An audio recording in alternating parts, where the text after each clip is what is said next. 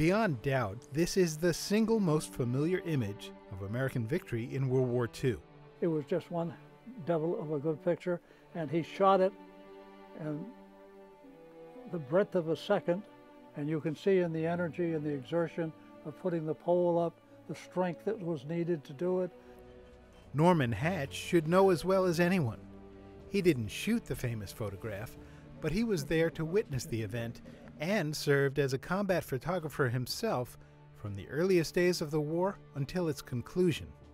Once you get that camera up and you start shooting, you're in a different world. Very rarely did I ever get down on the ground flat and shoot. I did once or twice just to get the angle. Let's say 95% of it was standing up and shooting. I wasn't scared. I didn't have a fear factor working, which if I did, I think would have stopped me from doing what I was doing.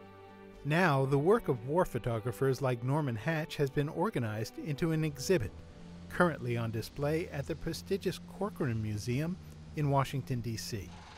The Corcoran couldn't be a more perfect location to see an exhibition like this.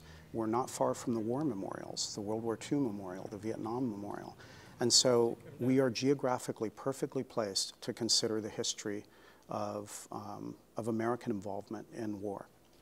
The show examines 165 years of war photography from conflicts around the world.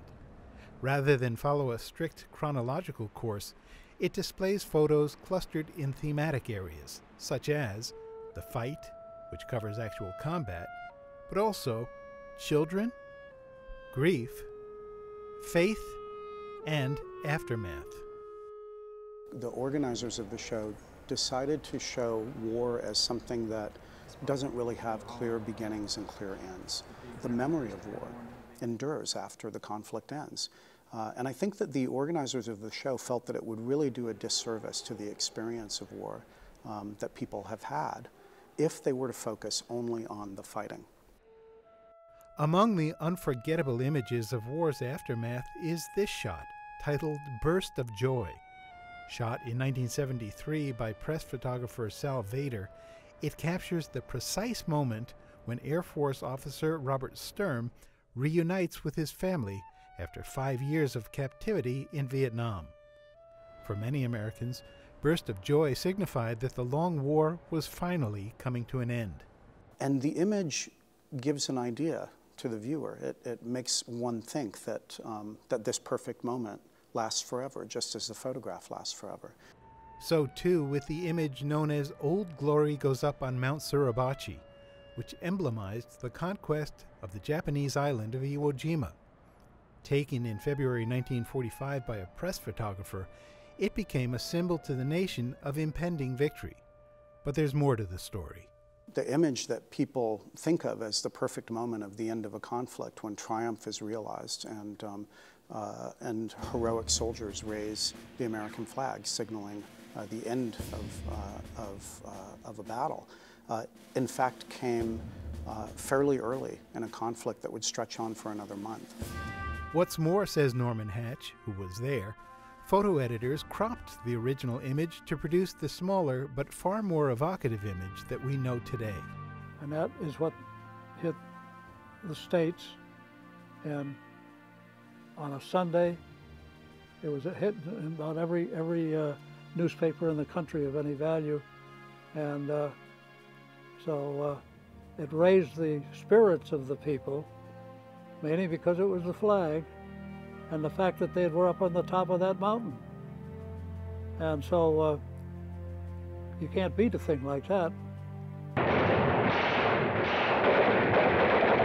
Not even, it seems, with motion pictures, which Norman produced throughout the war.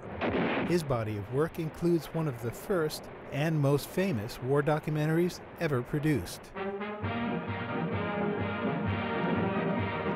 With the Marines at Tarawa, a real-life account of America's first major amphibious battle in the Pacific, won an Oscar from the motion picture industry in 1944. But that's far from being its most important distinction.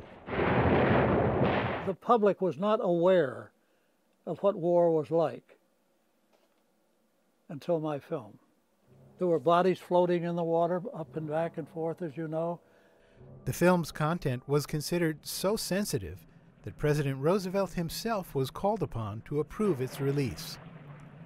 Unlike Norman's films, the photos here at the Corcoran tell stories in a frozen moment.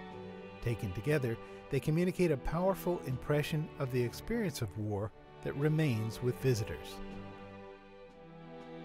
A still photograph captures the instant.